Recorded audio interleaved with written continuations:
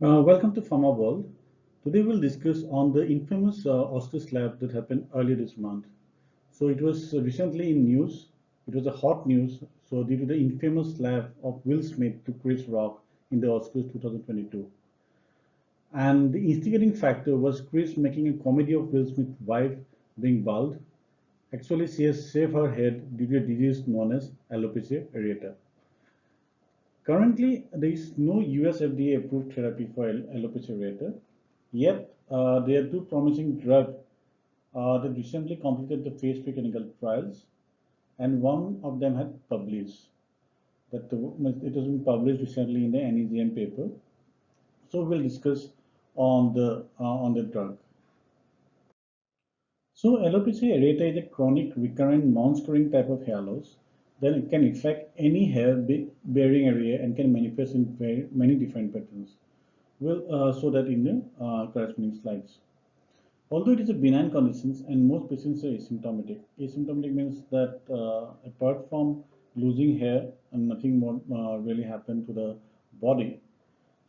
But it can be cause emotional and psychosocial distress. And the emotional aspect, you have seen it in the Oscar. So it is a chronic immune-mediated skin disease characterized by sudden loss of hair on the scalp, beard, and sometimes eyebrow, eyelashes, and body hair. If it involves all the body, from scalp, beard, eyebrow, eyelashes, as well as the other part of the body, it is known as alopecia totalis.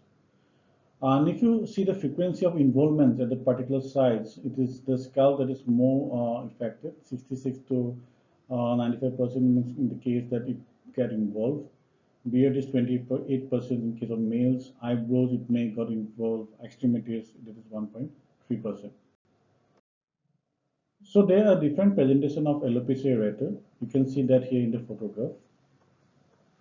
So there is some patchy lesions in the head. You can see here some tufts of hair, and other portion the patient has loose hair. You can see here most probably it's a female. So here a small area, some patches, there is a loss of hair, and if it involves the entire, you can see this person has involved the entire scalp, and ultimately he or she has lost the hair. So another presentation is that sometimes in alopecia areata we have some signs in the here in the nails also. Okay, there's a pitting type of depressions in the nails. It is not uniform, and ultimately this type of patients also suffer from depression. And depression is due to the frustration. You can imagine if someone loses hair, the prime age, that is around 20 to 40 years. Yes, it is not at the older age group that these persons are from. This generally alopecia areata is seen mostly in from around 20 to 40 years. In fact, in adolescent also it has been seen. Next question is that why exactly it occurs? So the problems lies in the immune system. So there are some trigger factors. You can see here the trauma, infection, stress. These are some trigger factors to name some, which led to release some chemicals inside our body close to the hair follicles. So ultimately, it attacks the hair follicles. So in a normal person, the hair follicles has immune privilege. That's why this theory is known as immune collapse theory. So immune privilege means that it is not attacked by the immune system. There are certain areas of the body, for example, testes. This is not being attacked by the immune system. So due to the triggering factor, there is a collapse of this immune privilege, and ultimately the body T lymphocyte, or you can say NK cells, start attacking the hair follicles. They secrete a lot of cytokines, the chemicals, etc. Ultimately, they lead to the hair loss. So, but this is one of the most important theory that explains why exactly alopecia areata patients have loss of hair. But there are some other theories also. The scientists have been still researching on this topic and regarding the pathogenesis of alopecia areata. So in the next, so apart from the pathogenesis, you need to know the difference between the androgenic alopecia versus alopecia areata.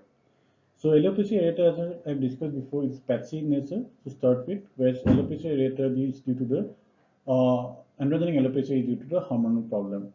There are some genetic causes, and also follow a definite pattern of hair loss. This is known as male type of baldness. And there is a certain pattern also for the female, which we need to identify. So for alopecia areata patients, till now the management is not so great, and doctors are struggling to treat this disease. So we have intradermal steroids. This is the mainstay of treatment. This is the treatment of choice, you can say, because we have patches of hair loss. So intradermal steroid injection is being given here. So if it is being not recovered, or you can say the patient came late to the clinic, the doctors used to give topical steroids or immunotherapy, or off-label use of some JAK inhibitors are also being seen in the management of alopecia areata. So currently we have three JAK inhibitors. That is, one is Baricitinib from Eli Lilly. We have Ritlecitinib from Pfizer, and one other is Ritlecitinib from Concert Pharmaceuticals. So Baricitinib, the phase 3 results are declared. It is being published in New England Journal of Medicine in the month of March, I think 26 March. And we have Pfizer's Ritlecitinib. The top line results are available when it is being highlighted in the company's website. And we have Concert Pharmaceuticals. The enrollment was completed, and the top line result is expected in the second or the third quarter. So if you have alopecia areata or your patient have the disease, you can identify the severity of alopecia areata using SALT score. It's a simple score. The head is divided into 4 quadrants. You can see 1, 2, 3, 4. Okay, and each quadrant has a score. So in the left quadrant, we can see we have 5, 5, 4, 4. You can see here in the back the quadrant, we have 6, 6, 6, 6. And here in the top of things, we have around 10, 10, 10, 10 to 40. So ultimately, it becomes 100%. So each quadrant has a score. For example, the back is the head corresponding to 24%. Okay. And it's further divided into 4 quadrants, 1, 2, 3, 4. So every quadrant is further subdivided into small quadrants. 4 small quadrants. So you have to determine how much hair loss is there in the small 6% quadrant. That is whether it is 3%, 4%, and then you can estimate the percentage of hair loss in this quadrant, along with this quadrant, this quadrant, and this quadrant, and we have to add the loss of hair, with percentage of loss of hair. So this percentage of loss of hair, it's means is the SALT score.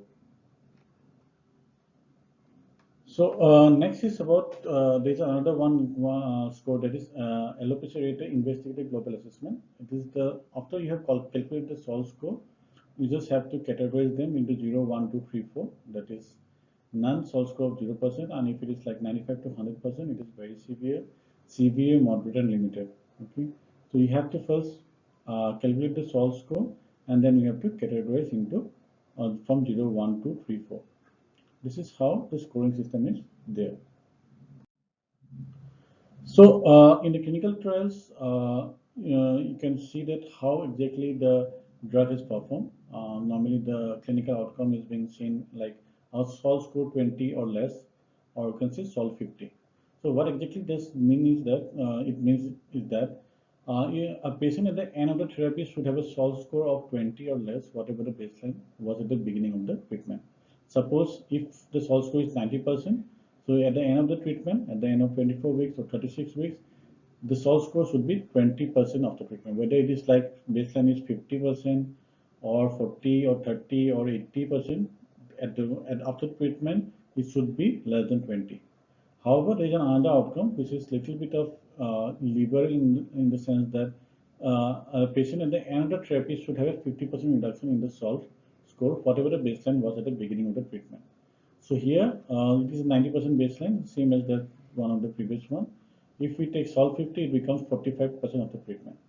So if it qualifies for 40%, you can say that okay, the drug is good or bad. Bad if it is not qualifying for SALT 50. So it will be 50% reduction from the baseline. But in case of SALT score 20 or less, means it is after the after the treatment, SALT score should be less than 20. That you need to identify while reading the trial results. So this is the trial results. There is 2 phase 3 trials of Baricitinib for alopecia areata. One is known as BRAVE AA1 and another is BRAVE AA2. So you can see here the endpoint is SALT score of less than equal to 20. So here at the high dose 4 milligram and 2 milligram, you can say 4 milligram is the high dose, 2 milligram is the low dose. In that case, as compared to the placebo, uh, there is a great reduction in the SALT score less than equal to 20. So that it is readers for around 38.8, that is roughly 39% of the people after getting treated with baricitinib at 36 weeks, this amount of percentage of people has SALT score less than equal to 20. However, with 2 milligram dose, it is equivalent to 23%. But if you see placebo without any treatment of baricitinib, only 6% of those guys have a SALT score of less than equal to 20. Similarly, in case of BRAVE AA2, we have 36% of guys less than equal to 20 of SALT score, around 20% in with 2 milligram baricitinib, whereas in case of placebo, it is quite less, around 3%. So this is the primary outcome, as I mentioned, SALT score of 20 or less for week 36. These are the other indicators, that is clean RO. We have clean RO, that is the same thing. One is for eyebrow as well as eyelash. So if the person has been suffering from any decrease in the eyelash, decrease of hairs in the eyelash, then in that case, these people have been recovered. 35% has been recovered. These are some other scores which I'm not getting into. You can check in the internet what exactly how this clean eyebrow scale has been considered. Safety outcome of baricitinib, yeah, it has some means every drug has a side effect, but in case of severe side effect, you can see here 7% in case of placebo, 7% with 4 milligram dose. So in that case, it's not so great. 3 milligram in placebo, 3% with placebo out of 154 patients. You can see here 3.4% in case of baricitinib. So this type of side effects can be it's normally seen with any drugs. So it's not uncommon thing. So coming to Ritlecitinib, this is a drug from Pfizer. So it also showed positive response. You can see 20% more compared to placebo. Yet the improvement is less as compared to Baricitinib, 32 versus 20%. But I feel that it is too early to say that Baricitinib is better than Ritlecitinib. The trial is not published, so it is not appropriate to comment on the efficacy of this molecule because we need to see the adverse event side effect profile of Ritlecitinib also as compared to Baricitinib. So coming to the economics of alopecia areata, and by now if you think that the market is not so great, you are wrong. There are no drugs for alopecia areata currently in US or in any part of the world which is being approved by any regulatory agency.